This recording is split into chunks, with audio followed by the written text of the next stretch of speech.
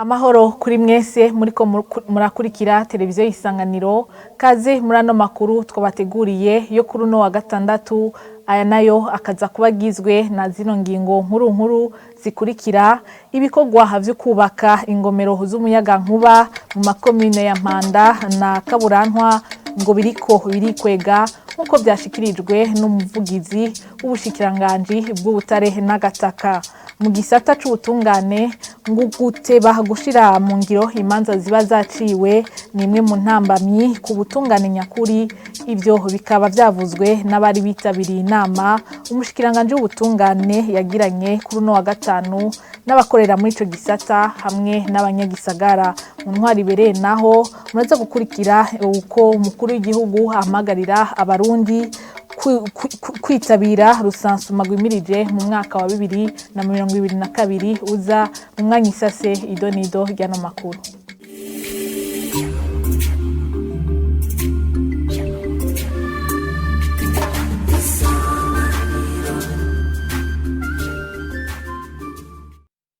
Ndasuye kubaha ikaze mu makuru twabateguriye. Tuyahere mu gisata c'ubutare n'agataka. Ingomero z'umuyaga nkuba ziriko zirubakwa zitegekanijwe kuba zatanguye gukora mu mwaka wa 2025.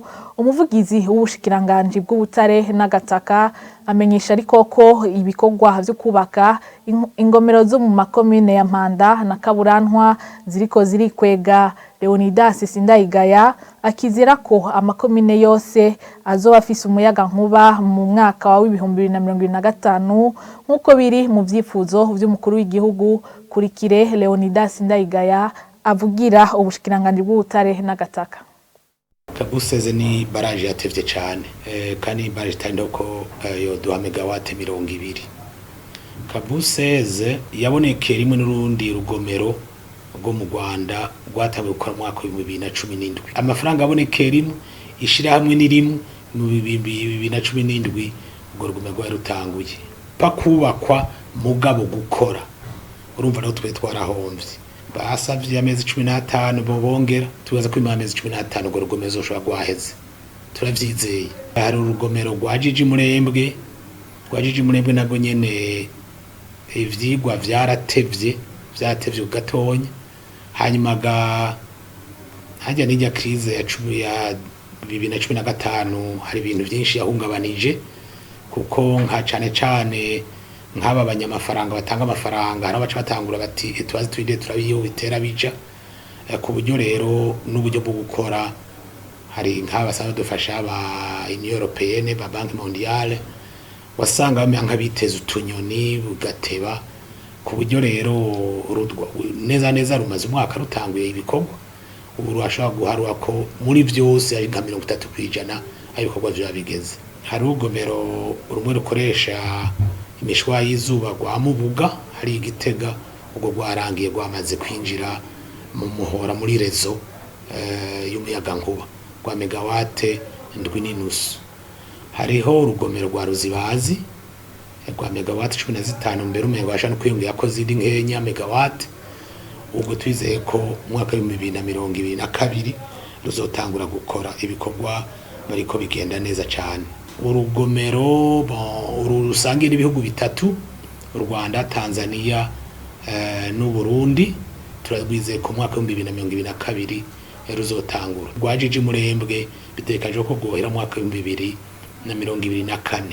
Hakaba n'andi ma projet hari vyitwa Soleil Nyakiriza mugabo ni ku masantre matomato y'ugukoko nyene cyo mukuru w'igirwa bivuze ku mwaka wa 2025 uko atakume n'imitobi idafise amatara.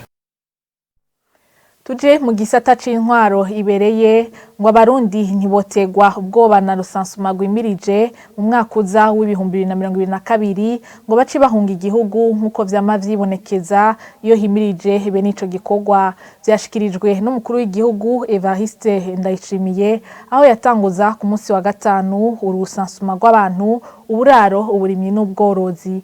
Evariste Ndayishimiye agatera akamo abajejwe intwaro guhimiriza abanyagihugu kwitabira ubwo rusansuma. Tumukurikire. Kuko abarundi iyo bumvise rusansuma iminsi yose bibaza ibibazo byinshi kubera ingorane igihugu caciyemwo. Hariho abibaza ngo bagira baduharure batumare, arico gituma bahora baca bahunga bumvise rusasuma, gushika mbere naho n'abakozi bize bazi ubwenge, abakozi bakorera igihugu bumvise rusasuma ibatera ubwoba bakayihunga. Hariho hamwe duha twimvira tugira ngo bahunga kubera banka ko tubatondesha ku bikorwa, mugabe ivyo byose naho batabivuga barafise imvu. Ibiharuro bizova muri rusasuma nkuru igiye gukorwa bizodufasha rero mu ngo zacu kwisuzuma no kubona aho turiko turagwiza umwimbu naho twadebukiwe, gutyo bidufashe kwigira inama.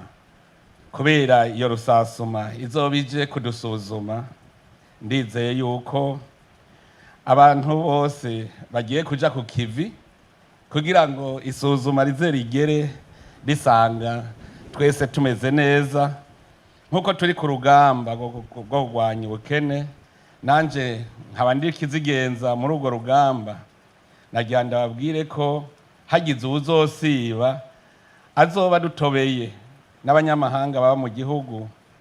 Tubahamagariye kwitabira iyi rusasuma, tubasaba kandi kuzokwishura neza ibibazo bazobabaza. Duhamagariye rero abajejwe intwaro n'abarongozi bose, haba mu mashengero akorera mu Burundi n'abandi, gufasha cane ico gikorwa, bahimirize bame hafi y'abazoba bariko barakora ico gikorwa hamwe n'abene gihugu, kugira ngo ntihagire urugo na rumwe rwobura ayo mahigwe canke ngo ruhave rutanga inyishu zitarizo.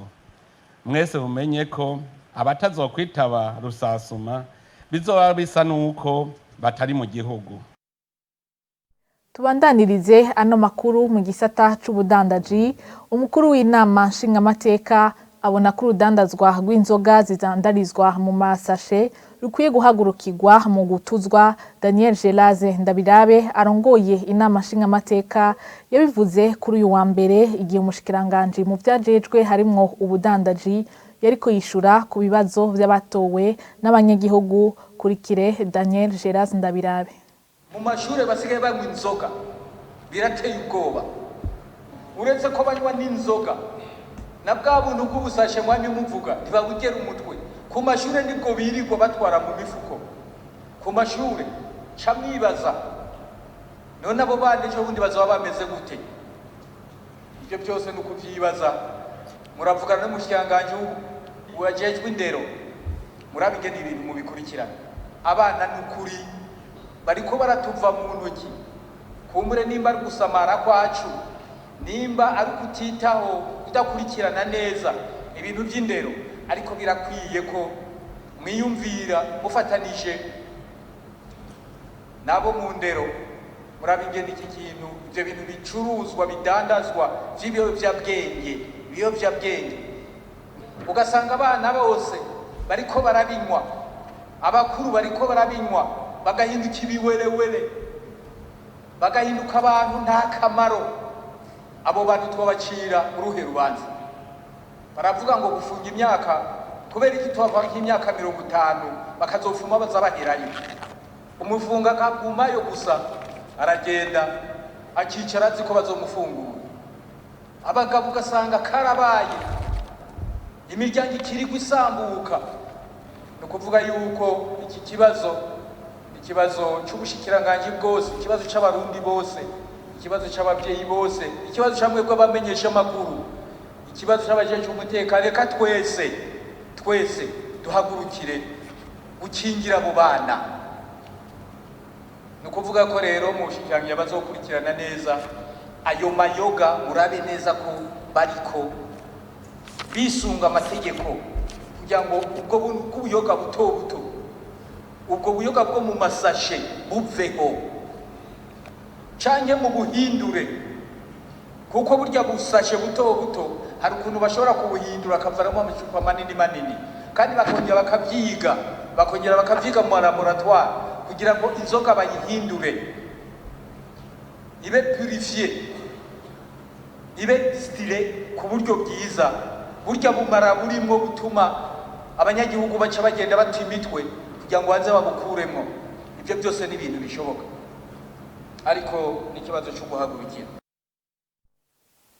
Umushikiranganji w'ubutungane ahamagarira abashingwamanza gutunganiriza ababuranyi baba barenganijwe. Janine Nibizi yabivuze kuri uyu wa gatanu mu nama yagiranye n'abakorera muri ico gisata hamwe n'abanyagisagara. Abitabiriye ico kiganiro bakabona ko guteba gushira mu ngiro imanza ziba zaciwe biri mu ntambamyi bagira mu gutunganirizwa. Inkuru tubaza Haisa Liliane Inamahoro. Muri ico kiganiro umushikiranganje w'ubutungane Janine Nibizi yamenyesheje ko gushaka kumenya ibibakiye abitura ubutungane ari byo vyatumye yihagurukira kubumviriza. Umucamanza umwene gihugu yashika ni ijwi rirenze n'akagaye n'agasuzuguro ni nyokuru uburire buriko burakoroka yashikira wa mucamanza ati aha uje gukora iki. Ufashe rero umwene gihugu ukamujuragiza akamayirwa yicaye kuri sentare umunsi wose akirirwa kuri parake ejo akagaruka hirya ejo akagaruka wewe ariwe wabikoze wicaye aho ukajya mu gasinzira uba warapfuye. Umukenguza amateka Anita Ndayizeye yatowe mu gisagara ca Bujumbura yaragarutse kuri bimwe mu baserukira bamutura. Nukuri hari imanza zimwe twari twifuje ko mwozishira mu minwe. Hariyo ikintu mwari mwaratwemereye mukija mugifata ubushikiranganje, hariyo komisiyo mwari mwarashizeyo kugira ikureho izo manza zidahera muze mugishire mu ngiro hama abajusticiable bashobore kubona imanza zabo aho zigeze. Kandi nkanje nkaba ndijishwa rya bene gihugu nkumva ko ari ingorane idasanzwe. Abo bacamanza n'ukuri abumva bumvise batagira amatwi sinzi ivyo ari byo. Bamwe mu baburanyi baraho barashikirije utungonongono bagira tugatuma amadosiye yabo adindira mu butungane. Nagize ingorane na Interbank yatwaye ibintu byanje byose. Urubanza rwanje rw'umwiherero. Umwiherero gwafashe imyaka 2. Jewe nasaba ko go rubanza baruca pendant 20 ans. Baranyugaranye je nafise magasin Champs-Élysées ni magasin ya mbere yari Bujumbura yambika abantu bose. Nico gitona umukuru w'igihugu avuga n'abantu bazakuwe investisino mugiye muri ko babatwara ibintu namwe mubona mutashobora kubavugira. Ari justice iri ngaho president wa Cour suprême ari ngaho tukamwaka ça fait 2 ans iri mu mwiherero none mwashaka je zogirike mu buzima bw'iwanje.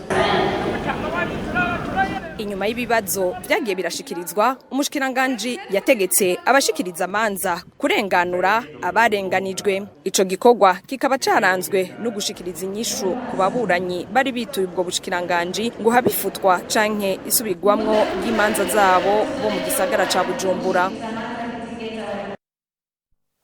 Tugushimire Haisa Liliane Inamahoro kuri iyo nkuru. Mu makuru yo hakurya y'amazi muri leta zunze ubumwe za Amerika bibuka ku nshuro higira 20 ibitero vy'indege vyabereye muri ico gihugu hari kwigenekerezo rya 11 nyakanga mu mwaka wa 2001. Umukuru w'ico gihugu Joe Biden ahamagarira abanyamerika gusenyera ku mugozi umwe. Inkuru mwatororakanijwe na Lydia Gahimbare. Numubabaro n'agahinda kenshi mu kubika imyaka 20 heze habaye igitero kidasanzwe muri leta zunze ubumwe za Amerika ni ntibagiranwa muri kahise k'igihugu ku mugwa mukuru i New York. Umukuru w'igihugu wa leta zunze ubumwe za Amerika Joe Biden abicishije kumbonesha kure kuri wa gatanu yahamagariye abanyamerika guharanira ubumwe n'amahoro agira ati nkuko turi abantu babangamirwa nituronderere hamwe agateka kazina muntu gufatana mu nda niko kuzodushoboza ariko ubwo bumwe sukuvuga ko dutegerezwa kuba twemera bimwe ariko dutegerezwa kubahana hagati yacu bamwe n'abandi tugwanire twese hamwe ubwene gihugu. Uko umwaka utashe mu kwibuka ivyo bitero imigigwa ibera mu bibanza bitatu aho bo mu bwoko bw'abataliban n'aba Al-Qaeda bateye ibitero ku ndege zo muri Irlande no ku mashure yigisha ibijanye n'ubutunzi na politike muri leta zunze ubumwe za Amerika. Muri Sylvie naho indege igira gatatu niho yarasiwe. Kuri uyu munsi imiryango y'abahitanywe n'ubwo bwicanyi bakaba bagerageje gutororokana. akarorero nabariko bararekurira mu kirere inkona igana mu manuko bw'ahabereye ubwo bwicanyi. Aba banyeshure bimenyereza kwinjira mu gisirikare cya Leta Zunze Ubumwe za Amerika bakaba bagorobeje bibuka abo bahitanywe n'ico gitero mu kuduga ingazi z'ikibuga mpuzamakungu mu gihe hibukwa kuri uyu munsi w'igerekezo rya 11 ubwicanyi bwahitanye abantu bagera ku bihumbi 3. Ni hano amakuru twari twabateguriye arangiriye. Ndabashimiye kubona mwabanye natwe. Ijoro ryiza ahiwanyu.